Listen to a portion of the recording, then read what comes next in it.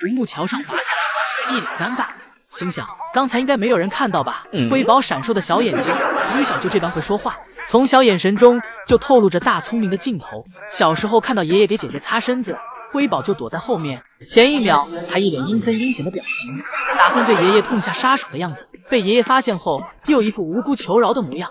接着辉宝被爷爷背在了背上，辉宝又成了一脸的不知所措。再小一点时，辉宝面对着爷爷往自己身上涂妈妈的青藤，姨姨们从一只小熊身上看到了震惊的表情。之后辉宝在看到爷爷给姐姐喂奶时，急切地拍打着爷爷的肩膀，就差要开口说话。当爷爷喂完姐姐，给自己吃上瓶奶，辉宝一秒就安静了下来。本就一副大聪明一样的辉宝，再加上遗传了他老爸的搞笑基因，没事儿就挂在门上荡秋千，这更是加固了大聪明的称号。再加上辉宝常常被姐姐欺负，这让辉宝的搞笑基础上又多了一丝惨样。他的老爸乐宝也算是破纪录了，甚至是长江后浪推前浪了。对于保家饲养员来说，就没有对保家看够了的时候。别的饲养员在动物出外场时，刚好是可以休息的时候，而江爷爷和宋爷爷这里可是跟着保家出来继续营业，还要和游客们一起看保家营业。保家每天都是一个新的样子，这话就是出自江爷爷之口，永远没有看够了的时候。今天爷爷给爱宝的竹子挪了个新地方，放在了树下面，这样可以让爱宝换一个心情，换一个姿势坐着，不会一直固定在一个地方走来走去。而瑞宝这里，妈妈走去哪儿，瑞宝就要跟去哪儿。以前瑞宝出门后还喜欢爬树上晒太阳，但现在室外的小树成辉宝的了，瑞宝成了妈妈的跟屁虫。妈妈刚起身离开，瑞宝就也起身了，跟上妈妈的步伐。瑞宝以为妈妈是在玩，走过来才发现妈妈原来还是在吃。而园区昨晚因为下过雨，这时室外的温度很低，甚至已经开始冷了。辉宝也感觉到了，辉宝从树上下来，刚好看到姐姐在跟妈妈玩着火焰。辉宝这里的注意力则是在场外的姨姨身上。这时的室内园区，饲养员姨姨也已经放置好新的竹子了，就等爱宝带娃回来了。爱宝给地上的竹子全部吃了个干净，一点也没有浪费。等吃饱喝足，爱宝也没有犹豫，直接往通道门口走。爱宝这里明明走得很慢，但是到了瑞宝、辉宝这里，得用跑的才能勉强跟上。大长腿瑞宝在妈妈面前也是个小短腿。爷爷和老宋头现在天天都在硬石石上趴着，两个爷爷回想着昨天他们还小小的，怎么一眨眼就这么大了，身上都有妈妈的影子了。爷爷们害怕再一眨眼，自己就又要面对和福宝一样的场景了。两个爷爷现在看姐妹俩在室外玩耍时的样子，眼神都快要拉丝了，就像当年福宝要独立，老宋头最后一次陪福宝时一样。根据江爷爷的回答来推算，瑞宝、辉宝现在离独立只剩半年了。记得江爷爷偷偷抱姐妹俩走员工通道时的样子，仿佛就在上个月，而现在别提走员工通道了，现在就连抱起来都是个问题了。以及鼓励他们学走路时的画面，同样感觉是发生在不久前。再看爱宝与瑞宝、辉宝的合照，与之前的合照对比，瑞宝、辉宝真是成倍数的放大了。不过这些情绪对现在的老宋头来说，只能在一个人的夜晚时产生，因为在园区老宋头更多的是头疼姐妹俩怎么才能下班。今晚姐妹俩让老宋头又惆怅了，腿又拍红了。不过老宋头这次居然变聪明了，不再傻傻的跪在地上苦等了，而是来到了小亭子上坐着，这样比较舒服一点。辉宝看到爷爷来了，率先从小树上下来。辉宝走到老宋头身边后，老宋头立马奖励了一块小苹果给辉宝。而瑞宝这里，老宋头坐的腿都快麻了，他还不下来。老宋头按捺不住了，直接给小苹果送到了辉宝的嘴边。但吃完小苹果后，瑞宝还是不想下来。这时辉宝眼看爷爷站在了小木桩上，辉宝怕爷爷掉下来，还贴心的在下面扶着。老宋头眼看瑞宝迟迟不下来，又用上了姜太公钓鱼的方法，但结果还是不管用。瑞宝这次直接让老宋头黔驴技穷了。今天的瑞宝就是这么有性格，所以老宋头现在与其思考与瑞宝、辉宝分离的事情，更需要思考的是瑞宝到底怎样才能回家。今天辉宝睡醒，刚好遇到通道门打开，辉宝开心的走进去，打算去室外玩耍。谁知走进去后，妈妈却出来了。原来通道门的打开不是让辉宝去室外，而是让爱宝回室内的。辉宝走到头，发现对面的门是关着的，又跟着妈妈出来了，场面有点尴尬。爱宝回来后直接回家休息去了。这时圣熙阿姨来到园区，给姐妹俩带来了小零食，小竹子上插着一块小苹果，这样既能吃小零食，又能吃点竹子。姨母带瑞宝、辉宝就跟带娃一样，换着发的让姐妹俩吃饭，变着花样的喂辅食。圣熙阿姨对姐妹俩此时的表现很满意，拿出手机记录了一下姐妹俩的这模样。瑞宝这里为了吃竹子方便，直接给竹子盖在了头上。盛熙姨母眼看姐妹俩吃得挺快，又给瑞宝辉宝抱来一盘。辉宝看着这竹竿，问盛熙姨母是认真的吗？认为自己的牙是长齐了吗？还给我俩放在中间。辉宝这里眼看自己手里早就没有小零食了，而姐姐这里却一直在吃。辉宝好奇瑞宝这里到底在吃什么，是不是姨母偷偷给瑞宝小零食了？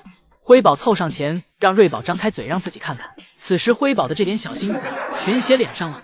今天宝家全体成员都赖在园区了，没一个想回家的。园区派出了2个饲养员一起收熊，老宋头负责干，盛熙阿姨负责喊。此时爱宝正趴在树上睡觉，瑞宝和辉宝这里则在小独木桥上。老宋头这里全然不顾爱宝有没有攻击性，直接走进园区接双胞胎。老宋头来到园区爬上小亭子，姐妹俩齐刷刷的看向老宋头，准确的说是老宋头手里的小苹果。老宋头喂苹果的同时也要看着爱宝一点，虽然表面上老宋头不害怕爱宝，但内心还是很惶恐的。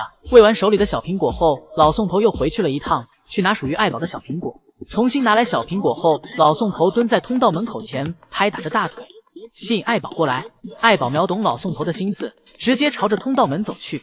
知道老宋头不敢直接正面接触自己，但栅栏可以给予老宋头胆量。爱宝回家了，园区只剩瑞宝和辉宝了。姐妹俩眼光一起凝视着老宋头，心想自己先不下去，看看老宋头能整出什么花来。老宋头就这样不断的拍打着大腿，想必大腿和手都快拍红了吧。而姐妹俩这里迟迟没有想下树的意思。老宋头再次按耐不住，想着再次用小零食吸引一下姐妹俩。老宋头第2次来到小亭子上，老宋头推了一下辉宝的腿，试图给辉宝推下小树，然后继续蹲在地上拍大腿。看来老宋头今天除了拍大腿也没有其他办法，全看姐妹俩和老宋头谁能熬过谁。熬到最后是老宋头输了。老宋头回去恢复一下信心，调整一下心态，等一会儿再来收熊。福宝现在对奶爸摔竹子的声音适应的越来越好，虽然还是会被吓到，但从之后福宝的从容中可以看出，福宝被吓到完全是对环境的警惕，嘴上和手上的动作不停，则是对奶爸的信任。福宝回国的这段时间里，不仅没有给在韩国留学时学到的本领忘记，反而还给其灵活运用起来了，尤其是钓鱼这项技能。想必在熊猫界流子里面，宝家是唯一学过钓鱼这项技能的吧。今天福宝在吃竹子时就给这项技能灵活运用起来了，熟练的撑杆。为了省力，福宝还用上了小脚，不慌不忙地吃着手里的竹子，聪明且可爱。吃完竹子，福宝接着又拿起了竹笋。自从福宝回国后，竹笋就没断过。现在福宝这里已经到了竹笋当主食的地步了，而福宝包竹笋的熟练程度更是越加优秀。小手紧握竹笋，用嘴用力撕掉竹笋皮，动作很是丝滑。而今天的基地还刮着微风，伴随着偶尔的打闪声。最近雨季下雨比较多，不过这对福宝来说并没有什么影响，而且这种微风天气还很凉爽。如果雨下大了，福宝3两步就能跑回家，什么也不用担心。从福宝这惬意的姿势就可以看出，福宝现在很享受。而来看福宝的姨姨们，现在面对基地上空突然的落雨，也已经习惯了。现在来看福宝的，基本都人手配备一把雨伞。竹笋吃完了，没有小零食吃了，福宝去到了奶爸的通道，他在奶爸的小窗口上问还有没有小零食了。奶爸拿出一个大苹果，问福宝想不想吃。福宝表示想吃。福宝的嘴巴都要扬上天了。福宝开心的走回房间去吃奶爸手里的小苹果。当姨姨将镜头拉近时，发现福宝园区里面满是3叶草盛开的鲜花。这样来看，宋3岁当初的愿望在这一刻完成了闭环。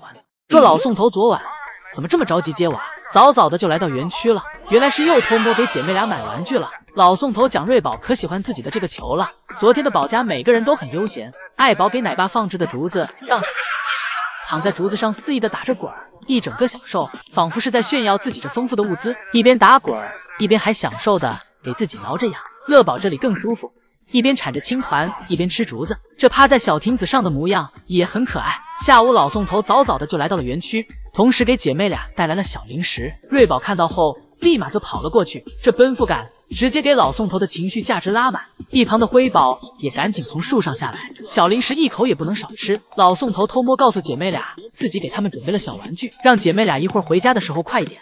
辉宝这里直接现在就去门口等着了，瑞宝这里则是让爷爷直接拿出来给自己。老宋头让姐妹俩不要着急，然后又出来给姐妹俩喂了块小零食。这次吃完小零食，姐妹俩更按捺不住了，姐妹俩一起来到了通道门口等着，一下子没人想营业了。现在就等老宋头开门回家玩皮球了。老宋头也等不及了，忍不住给通道门打开了。瑞宝一回头，眼看门开了，直接走了回去。辉宝这里看到后也立马跟上，而剩下的时间只能让爱宝自己顶一会儿了。辉宝撅着屁股探索小瀑布出水口的样子，怎么和福宝小时候这么像？姐妹俩不仅聪明才智上比较像，同一年龄所思考的事情居然也一样。姐妹俩都喜欢搞点钻研。福宝以前由于过于喜欢钻研东西，差点给爷爷的园区洒水装置拆了。福宝给水管咬断了，水呼呼的往外流。好巧不巧，因为水阀开关就在福宝手边。福宝看到爷爷这么浪费水，就给水关上了。福宝这一操作，姨姨们直呼要让福宝去上学。眼看爷爷这水管在这有点碍事儿，福宝心想我帮爷爷拆了算了。就在福宝准备痛下杀手时，将爷爷赶紧来到园区，拿着小零食哄福宝听话，转移福宝注意力。哄完福宝后，爷爷去检查水管，好在一切都不算晚。以后瑞宝发展成福宝这样的性格后，爷爷们就更有的受了。毕竟瑞宝还有一个拥有浑身蛮力的搭子，瑞宝只需要出主意，拥有浑身蛮力的搭子只要负责干就行了。瑞宝和辉宝这里一定会超过福宝的。姐妹俩对室外园区的地图勘探已经基本结束了，园区的各种环境都让辉宝尽收眼底了，甚至辉宝今天忙碌完还给自己洗了个澡。今天辉宝睡醒，刚好遇到通道门打开，辉宝开心的走进去，打算去室外玩耍。谁知走进去后，妈妈却出来了。原来通道门的打开不是让辉宝去室外，而是让爱宝回室内的。辉宝走到头，发现对面的门是关着的，又跟着妈妈出来了，场面有点尴尬。爱宝回来后直接回家休息去了。这时圣熙阿姨来到园区，给姐妹俩带来了小零食，小竹子上插着一块小苹果，这样既能吃小零食，又能吃点竹子。姨母带瑞宝、辉宝就跟带娃一样，换着法的让姐妹俩吃饭，变着花样的喂辅食。圣熙阿姨对姐妹俩此时的表现很满意，拿出手机记录了一下姐妹俩的这模样。瑞宝这里为了吃竹子方便，直接给竹子盖在了头上。圣熙姨母眼看姐妹俩吃的挺快，又给瑞宝、辉宝抱来一盘。辉宝看着这竹竿，问圣熙姨母是认真的吗？认为自己的牙是长齐了吗？还给我俩放在中间。辉宝这里眼看自己手里早就没有小零食了，而姐姐这里却一直在吃。辉宝好奇瑞宝这里到底在吃什么，是不是姨母偷偷给瑞宝小零食了？辉宝凑上前让瑞宝张开嘴让自己看看。此时辉宝的这点小心思全写脸上了。哭的孩子有糖吃，聪明的瑞宝有胡萝卜吃。上一秒瑞宝、辉宝还在一起打闹呢，瑞宝咬着辉宝的皮套，想把辉宝从上面拽下来。辉宝则不想下去，一直牢牢地抓着小亭子。等最后辉宝实在坚持不住时，辉宝看准位置，故意摔在了瑞宝身上。辉宝从不吃亏，而瑞宝则摔在了爱宝的青团上。就在瑞宝、辉宝一起玩的正入神时，瑞宝这里听到了爷爷的通道门传来了声音，立马跑了过去。爷爷偷偷通过门缝给瑞宝递了一块胡萝卜出来，爱宝过来查看，瑞宝给胡萝卜藏在了嘴里，这才蒙混过去。辉宝心想，说好的苟富贵，你自己却偷偷吃起了胡萝卜。不过实际上瑞宝这里给胡萝卜全吃完，辉宝这里都没发现。辉宝这里则是走去了通道门口，趴在门口不知道在干什么。这一刻瑞博士头衔的含金量又增长了，甚至都学会低调了。瑞宝吃完胡萝卜，一心只想着回家了，也不想在园区继续待着了，坐在通道门口前乖乖的等着。爱宝则一直在爷爷的通道门口催促着。一会儿通道门开了，姐妹俩跟着妈妈一前一后的回了家。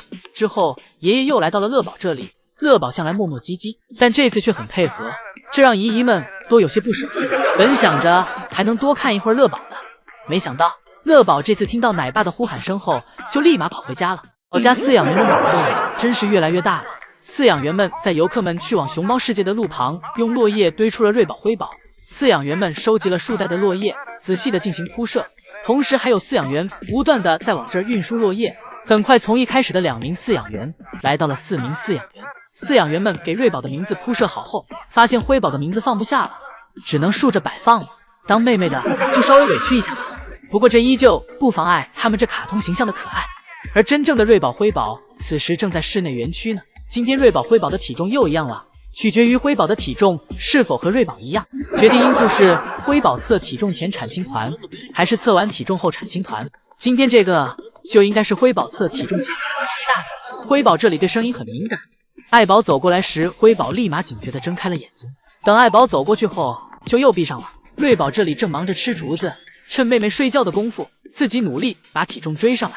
姐妹俩的生活就是舒服，一点也不内耗。辉宝在树上睡到自然醒后也下来了，瑞宝调皮的躺在辉宝身上，觉得这样更舒服，自己身子下面软软的。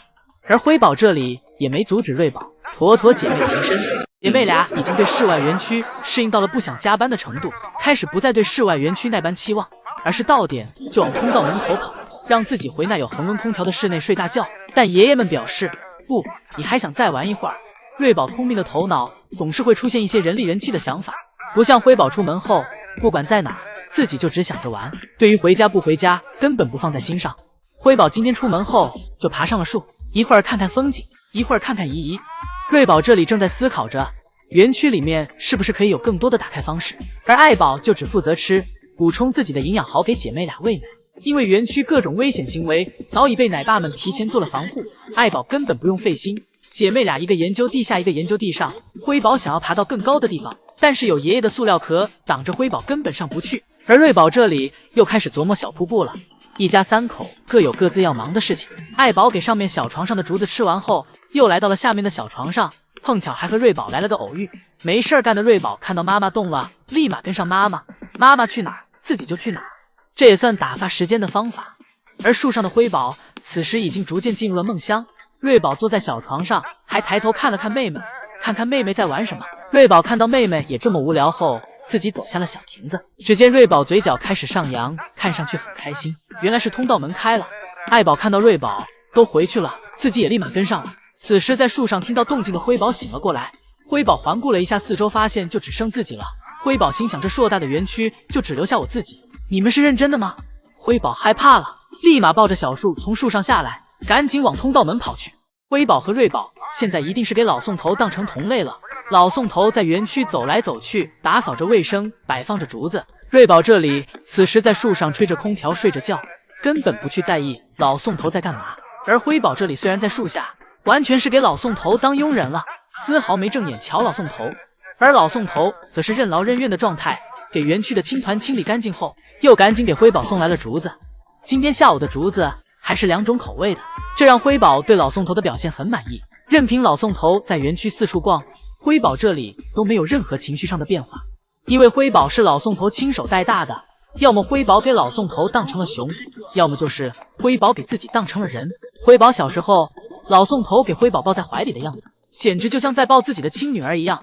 以及辉宝产青团过后，老宋头都会第一时间冲上前进行查看，这种行为让辉宝已经没有理由怀疑老宋头跟自己不是同类了。况且他们又没照过镜子，认为自己和老宋头一样都是人类，这一点来说可能性最大了。因为辉宝人里人气的画面实在太多了，无聊的辉宝捡起路边的小石头拿在手里把玩的样子，这简直就和小孩一模一样，以及这翘着2郎腿吃东西的样子，简直没谁了。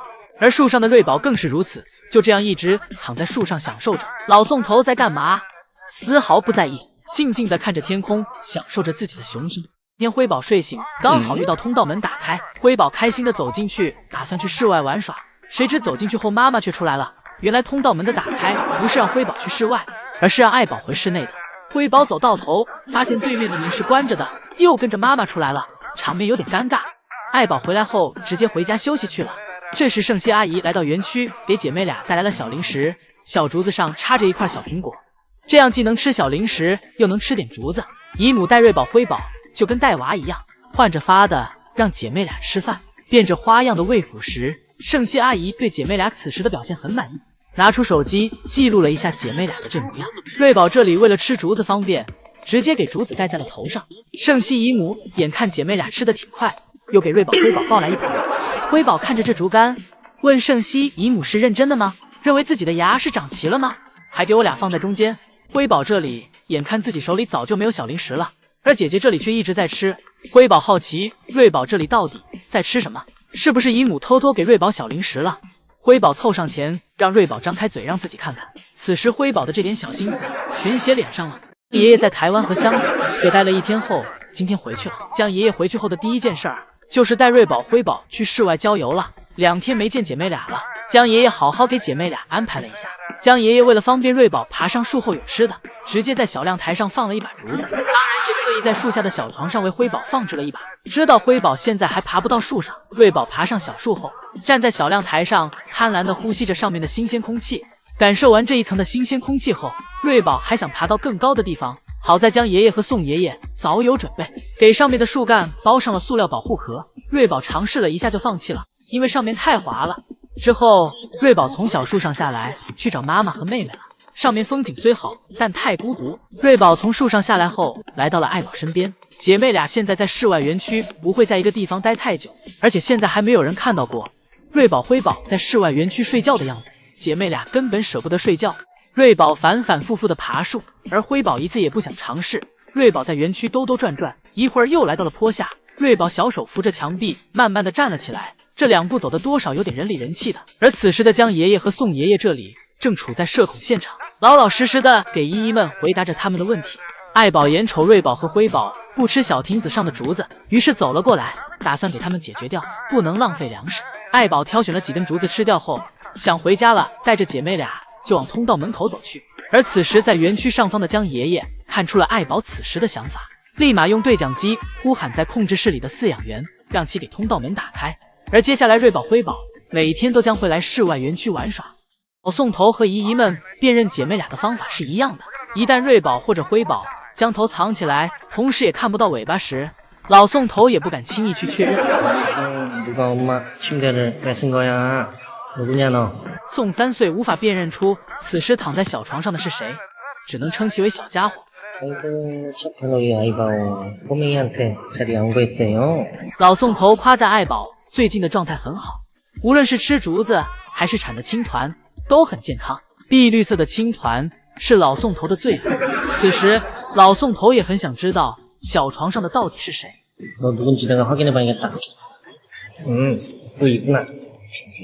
而一旁的瑞宝此时醒了，这睡觉姿势有点可爱的过分了。姐妹俩起床出门营业，老宋头给姐妹俩带来了胡萝卜。辉宝的胡萝卜不小心掉了，老宋头表示食物掉在地上3秒后需要清洗一下再吃。等老宋头给胡萝卜洗好交给辉宝后，结果被手疾眼快的瑞宝给抢了过去。瑞宝反应迅速，根本不给宋3岁再次抢过去的机会，一口就全部吃。辉宝过去看时，瑞宝还踢了辉宝一脚。姐妹俩这副饿死鬼头还想抢食物的样子，让宋3岁没敢在小亭子上给爱宝放窝头，想着肯定会被姐妹俩偷吃掉，于是便在半路拦住了爱宝，将窝头递给了爱宝。爱宝夸宋3岁干得漂亮，不过很快辉宝便发现了妈妈的异常行为。辉宝偷偷过来想抢一口吃，爱宝耳朵一动就知道是辉宝过来了，立马阻挡辉宝，让辉宝走开。而宋3岁这里防止辉宝溜进来。盛熙阿姨招呼辉宝从架子上下来，辉宝心想这是要给自己喂小零食吗？辉宝高兴坏了，但他看了看盛熙阿姨的手中，发现并没有小零食。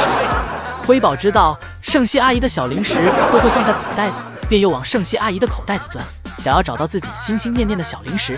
但刚才姨母已经全将小零食喂完了，此时姨母这里两手空空了，但辉宝仍是不信。辉宝抱住了姨母的大腿，直接撒娇不起来了，妥妥是个耍赖的小宝宝。姨母的心也彻底被辉宝这一动作拿捏了。姨母走回去给辉宝拿小零食。时间过得很快，瑞宝、辉宝该下班了。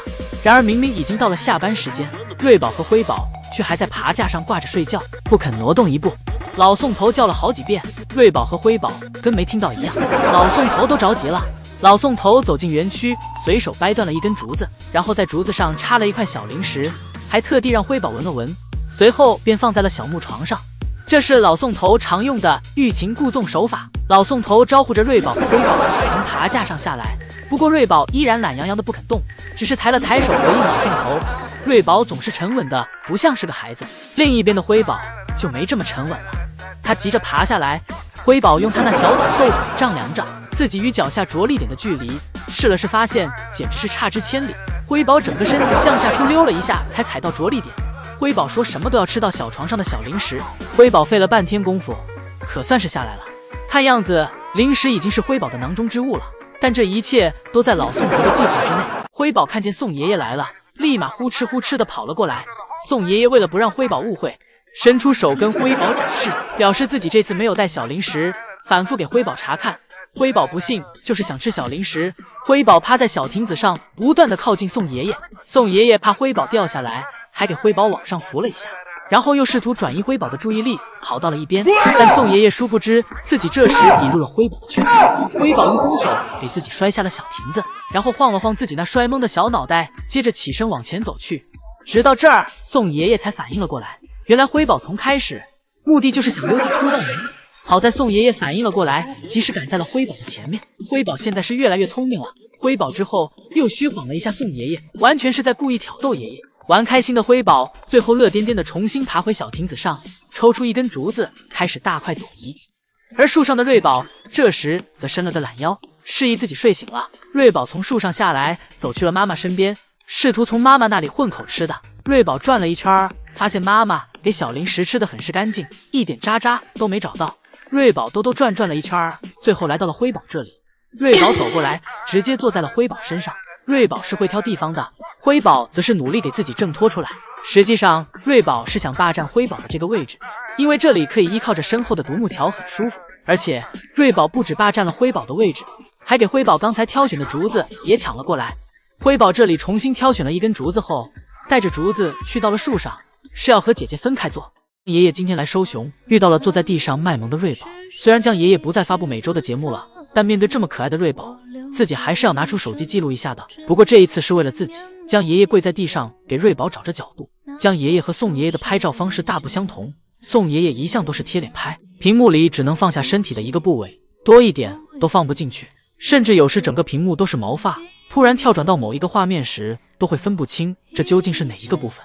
而江爷爷则是能用镜头清晰地表达出自己要阐述的内容，尽可能地展示更多的画面。辉宝这时看到爷爷一直坐着拍姐姐，辉宝好奇地凑上前，接着将爷爷的镜头便转给了辉宝。辉宝直接凑到爷爷身前，把姐姐挡住，让爷爷只拍自己。而江爷爷则不想只拍调皮的辉宝，反而更想拍懂事可爱的瑞宝，因为瑞宝这个样子让江爷爷联想到了福宝，想起了当时自己陪着福宝坐在小滑梯上温馨玩耍的样子。而辉宝这里看到爷爷这么喜欢姐姐，就气不打一处来，直接走上前对着姐姐就是邦邦两拳。江爷爷赶紧给辉宝抱开，辉宝看爷爷拉偏架更生气了，甚至都不想理爷爷了，自己爬到一旁生闷气。而瑞宝这里独自享受到了爷爷的陪伴，将爷爷抱起瑞宝，给瑞宝放回了家。等给瑞宝抱回去后，爷爷回来接辉宝，不过还没等接上辉宝，瑞宝就又溜了出来，而辉宝则用脚丫牢牢锁着爷爷的大脑，全身上下都透露出了不想回家的样子。将爷爷这次进入通道后许久都没有出来，应该是直接给辉宝抱回了房间。而瑞宝这里都快爬到树顶了，好在将爷爷趁瑞宝在爬到树顶上时赶到了园区，立马给瑞宝抱了下来，然后抱着瑞宝来到了通道门口，跟游客们说了再见，然后便拉着瑞宝往家走。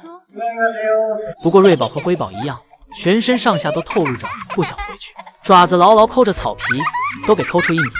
宝对室外向往了一天，在下午临下班时终于踏上了室外园区的雪地。姨母和永宽为乐宝来室外做了充足的准备，姨母和永宽为乐宝制作了2个雪人，做雪人的时候就迫不及待的想要看乐宝玩耍了。一会儿乐宝来到园区后径直爬上了小亭子，乐宝先是吃了一会儿自己的小零食，补充了一下体力，稍微吃了几口就开始玩耍了，就连雪人上的窝头都没注意到，抱着姨母堆的雪人头一顿磨蹭，没几秒就给雪人头蹭了个粉碎。蹭了一会儿后才发现刚才掉落的窝头，乐宝又停了下来，先将窝头吃掉。吃完窝头后，乐宝才开始正式享受着厚厚的白雪。乐宝从小亭子上下来到了永宽堆的雪人前，乐宝一个熊抱雪人碎一半，爷爷忙碌2小时，乐宝使用2分钟。当然姨母也没有忘记瑞宝辉宝，姨母堆了2个小雪人送来给瑞宝辉宝，还在上面插了小苹果。姐妹俩对这迷你小雪人也很是喜欢，尤其是辉宝吃完小苹果后捧起小雪人放在自己身上一番宠溺，表现出了简直不要太喜欢的样子。辉宝总是懂得如何给人提供情绪价值，而姨母也被辉宝这玩耍小雪人的样子哄得很是开心。想到一个人的心是藏不住的，是什么让平时温顺的爱宝面露粉色？起因是今天爷爷在园区放置了一些王竹，而福宝这里比爱宝率先来到园区，福宝就认为这些竹子是自己先发现的，那这些竹子就是自己的。爱宝表示这么多竹子福宝也吃不完，于是便打算帮福宝解决一下。哪知小心眼的福宝看到妈妈吃自己的竹子，一下就咬在了爱宝的尾巴上。福宝这一咬，差点给咬断自己与爱宝之间的母子情。爱宝和福宝互不认错。第二天，江爷爷来到房间，看到爱宝和福宝谁也不搭理谁，母女俩对角坐。而江爷爷则做起了和事佬，让福宝给妈妈道个歉。福宝，你是不是对妈咪做错了什么？快给妈妈认个错吧。此时的爱宝缩在一团，从未对福宝有过如此的冷漠。爱宝独自一人去到隔壁房间吃饭，江爷爷偷偷对福宝讲，让福宝乖乖和妈妈认错。爱宝一个人给福宝带大，很不容易。福宝听了爷爷的话，主动跑去妈妈身边和妈妈说话，试图缓和自己与妈妈之间的关系。同时再加上江爷爷在一旁的助攻，母女俩很快便重归于好了。辉宝姐妹俩最近都相互看对方不顺眼，辉宝因为体格子大想要做老大，瑞宝也不是面团捏的，根本不怂辉宝。姐妹俩这一天从树上打到小亭子上，一刻不停歇。瑞宝、辉宝从早上刚出门就开始争抢，看谁先去到小亭子上。辉宝从后面咬住了瑞宝的尾巴，紧接着又站起来拦腰抱住了瑞宝，然后抱着瑞宝向后一躺。由于辉宝体重上的压倒性优势，一下就给瑞宝从爬梯上拽了下来。辉宝一个锁脖，牢牢给瑞宝按在了身下，接着顺势骑在了瑞宝的身上。辉宝的蛮力真不是瑞宝能够轻易挣脱的。辉宝眼看瑞宝一时起不来了，自己赶紧抓住机会往小亭子上爬。而瑞宝这里眼看蛮力打不过瑞宝，选择了用脑子跟辉宝斗。瑞宝绕了个远路，从小亭子的一侧爬了上去。而等瑞宝爬上去后，辉宝还没反应过来，我们光君还真就是一个虎妹子。姐妹俩去到小树上后，辉宝先是毫无征兆的咬住了瑞宝的肩带，而手上和脚上也不老实，老想踩瑞宝的头。看得出辉宝是想当老大了。看到瑞宝想爬起来，辉宝赶紧咬住瑞宝，给瑞宝按了下去，给瑞宝揍得毫无还手之力。而瑞宝作为大姐，总是一副气定神闲的样子，这让辉宝更看不下去了。辉宝越闹越像是个长不大的孩子，而瑞宝就这样一动不动，忍受着辉宝的折腾。这不单有大姐的样子，甚至隐约吐露出了一丝爱宝的气息。所以奉劝辉宝还是放弃当大姐的念头吧。瑞宝现在这气场，辉宝恐怕还得再多练2年才达到。